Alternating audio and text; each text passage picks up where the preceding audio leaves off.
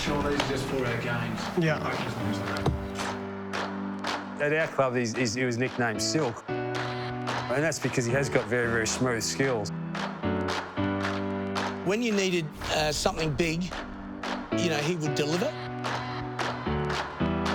He's a powerful player that thrives in the heat of the battle. He is Burgoyne. That's Silk. S-I-L-K. He can see the way out, solve the puzzle. You know, he's one of those rare beasts that can be really, really tough in the contest, but then follow that up with really silky skills. He doesn't miss. He's kicked 3. Most of either are really silky skilled, but aren't real tough in the contest, or they're really tough in the contest and they can't use the ball very well. To have that combination of both is the reason why he's been such an outstanding player in AFL footy for the last 20 years. Through the eyes of his two coaches, Mark Williams and Alistair Clarkson. The man of the hour is with us, Sean Burgoyne. Congratulations and welcome back. Thank you for having me. It's a little bit awkward listening to that. Are you in a reflective mood or are you trying to hold it away? Well, the more I try not to think, the more I think about it, and then the more I say no to the media requests, the more I do. So it's a bit of both at the moment. Are you excited to hit it? It is the rarest milestone in the game. Yeah, it is exciting. You know, it's something that I never thought would be possible, and then it's finally here. And you know, I came around here I think a few weeks ago, so I didn't want to jinx myself. Yeah. But it's here, and yeah, my family, my kids are enjoying it, my wife's enjoying it, and yeah, can't wait for the actual game to get here as well. Can I ask you, your family? Did they? What's in their genes? Did your parents or uncles did they have the ability to play till they were 38, 39 years of age? Oh, I can't think of any uncles who played that to that age, but they all played footy. They all love footy, community footy, and then you get a few of your uncles who roll around in the B grade or the reserves, and they're normally a few kilos overweight and ping a few hammies here and there. So, but yeah, football's just always been in our blood. So what's been harder as you got older? Is it maintaining the body? Yeah. Or maintaining the mind? Well, the body's been easy to maintain, as my teammates who are waiting to come on the show will tell you. It was all about quality over quantity, so the body's been So easy. You weren't a great trainer, you weren't a hard trainer? Is that the key to longevity? The key word is quality, but it's all about just maintaining the love for the game. How did you do that mentally, every year, the training sessions, the pre-season? I think it is hard. Football's hard whether you win or lose, and pre-season's always hard. But I think the environment we've created at Hawthorn over a number of years, and whenever I've walked into the club, the first-year players, the second-year players, they can come up and chat and make fun of you, and it just keeps you normal and keeps you smiling and keeps you happy coming to training, and being involved in that locker room banter is what keeps you going back and enjoying those probably first couple of minutes after training, when everyone walks in the change room sore, or after a game when you win or lose. That's what I really enjoy. And the actual playing of the game, is it still as pure for you in game 400 as it was in game 1? Yeah, it's a lot different now. The rules have changed. The way the style of play has changed. Everything's changed, and you just have to adapt to it. And the game gets quicker. Last year, the game was so fast and so quick. You had to adapt to that, and the quarters were shorter. So adapting to that, and then adapting back to this year, which is longer and less rotations. And but then, you know, you just got to put faith in the coaches that they know what they're doing, and the fitness coaches that they know what they're doing as well. And that's what I've been able to do. The pressure to perform for every player must be immense, but strictly on yourself. We saw what a player you were at Port Adelaide. I mean, at one stage there, everyone was talking about your ability to shark to Brendan Lade. He was such a great tap ruckman, and you're a great clearance player. When you got to Hawthorn, it was like, let's pull this button and we're in an emergency, let's put Sean somewhere. Was that did you feel pressure that you had to go and deliver, that you were pull the cord in an emergency sort of player? Oh, no, I always felt there was pressure to perform, whether I was at Port or here. I think we're playing footy and you want to win every week, so the pressure to go out there and you know, help the team win. Coming to Hawthorn, I've always felt that they gave up so much for me. I've always felt like I've needed to repay the club with football, with good football, because they did give up a lot, and then you build your bonds and your trust with your teammates, and you know, you want them to be able to count on you as well. So. And we were able to play in a number of big games, and all my teammates would say that that's the reason why they play footy, is to play in those big games and to win, and that's the same reason why I play. But what about when you're sitting on half-back flank, the runner comes out and says, "Hey, Sean, you're going in, into the middle, right?" You can't remember what you were thinking, but tell us the mindset about, okay, I'm going in. What do you think and what are you feeling?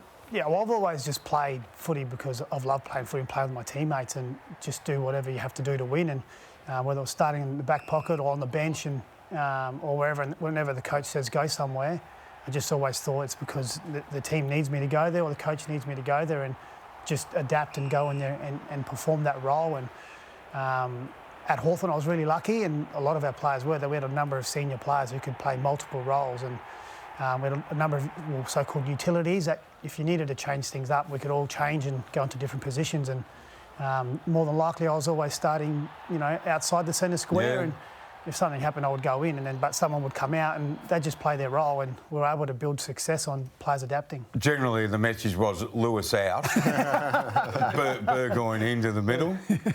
Something along those lines. It just did. We had Cyril who was in the same boat. Sometimes I would be in the back half, he'd be in the forward half. We'd go in for 2 or 3 minutes because endurance wasn't our strong point, but we're probably a bit more explosive, where the other guys had a good tank and they could run all day. Do you feel blessed with the success that you've had at 2 clubs? Yeah, I do. I got into both clubs at the right time. Port Adelaide, we went on an amazing run for a good 4 years, but we're only able to have win the one flag. And, I won one flag, lost one, and at Hawthorn I was in the same spot. I came at the right time. We seemed to peak, and but I think you also forget that 2010 and 11, we made the finals in 10 and bombed out for the first week of finals. In 2011 we lost in a prelim. And then it was the Buddy goal in the pocket, then Luke Ball snapped. Yeah, exactly right. And then 2012 we lost the first grand final. We went in as favourites and we lost. So it wasn't all smooth sailing for us. There were a lot of challenges along the way, and even when we won the three-peat, there was a lot of injuries and a lot of things that had to go our way as well to have that success. Do you ever close your eyes and think, or is it too far gone, about what happened at Port Adelaide? Or is that too far gone in your life now, 12 years ago? No, things happen for a reason. I had 9 years there, played over 150 games on a flag, and I've got some great memories. And the tough times, I look at them and I have a smile as well, because whether you win or lose, you form bonds. And I can't think of any teammates back at Port Adelaide who I couldn't ring up and have a beer with, or couldn't go around and have a chat with. I left on pretty good terms with all the players there, and even the coach, Choco, is still a good friend of mine as well. So it was just time for a change, and we did that. This week, when you've been in the company of the other 400-game players, so Boomer Harvey's the most recent, and Dustin Fletcher and Kevin Bartlett and Michael Tuck, does the immensity of what you're about to do, can you sense it? Can you feel it? No, I saw those guys the other day. Those guys are legends of the game. They're all icons of the game, and no way should I have my name mentioned with those guys ever. That's a bit embarrassing to have those guys. They're apart from Tucky and Kevin, who are probably a bit before my time. There's other two I watched play as a young kid, and I think they gave me a bit of a goal to, if they can play that long into they're 39, 40, so can I. And you need role models and you need goals to aim for, and that's what they provided. Last one before we move on. I know you don't like talking about yourself. Every time we ask for a question, you talk about the team and the club, and it says a lot about your character. But if there's one word that you would describe yourself as a footballer, what would it be? Oh, that's a tough one. For me, I'll probably just, if I could be dependable, or reliable, dependable. Reliable, dependable. That's what I wanted from my teammates. They know that they could trust me in those big games. And I think if you ask my teammates what they thought of themselves as well, that's probably one thing that they would have liked about themselves as well. So. You're forever the team person. We push these two out onto the wings and the flanks while the main man goes to work. So Jordan Jarrett are with us. Was he dependable? Was he reliable? He's self-effacing to a fault. Yeah, no, very much so. I think you could add smart to that as well, because the way that he spoke about his training habits, and when he came across, being able to con the fitness coaches in and work out what was best for Sean was always a great trait of his. So I think you could add smart into that as well. Favourite memories, Geordie? Oh, God, where do you start? I think he hasn't had the time yet, but when you retire, it is quite a fascinating thing to either go out for a beer or dinner with players who have retired as well, and that's when you start the conversations about your memories. And the memories that we bring up a lot of the time involve Sean. And, you know, I think back on his time at Port Adelaide and Hawthorn, I don't think there's been a better recruit to another side that's been more successful than Sean. And sitting here and seeing him still playing, it's quite unreal to see. But we were just really fortunate that he came to Hawthorn, and the medical staff and fitness staff got him into a position where he could have longevity at another club, because a lot of people doubted him. I don't want to put you on the spot, Jordan, but 5 years ago, Sean might have played his 300th or 350. You didn't cry, but you got emotional talking about Sean Burgoyne. How did that happen? Why did that happen? That doesn't happen with every teammate that you play. And why has Sean touched you so much, and you, Ruffy? I suppose even listening to him speak, and that was the beauty about him as a teammate. The reason why you have success as a team is because of players like that. Their ability to put whatever need they might have to the side and play whatever position, understand that that's equally as important. It might not be as flashy. So I really warm to those people, I suppose. And then it's layered and compounded by the fact that he's a real family man, and having families ourselves, it brings up a different emotion. So whenever you see his kids involved in football, I think that's a special time that a lot of dads, a lot of mums don't get to experience, because by the time you retire, that's probably when you're starting to have kids, yet Sean has had 4 kids and been able to enjoy the journey. So you've got the Puma 400s on, we've got the Silk 400 at the desk. This is a great shirt, this one. There's a lot loaded into one game, Sean. Have you thought about the actual game? Not yet. I think I'll switch on at some stage and get there, but it's a big game. There's a lot of stuff going on. The shirts, the team did a really good job designing those. The club did that, and a bit of input for myself. You know, House of Darwin designed and Puma designed those shirts. Yeah.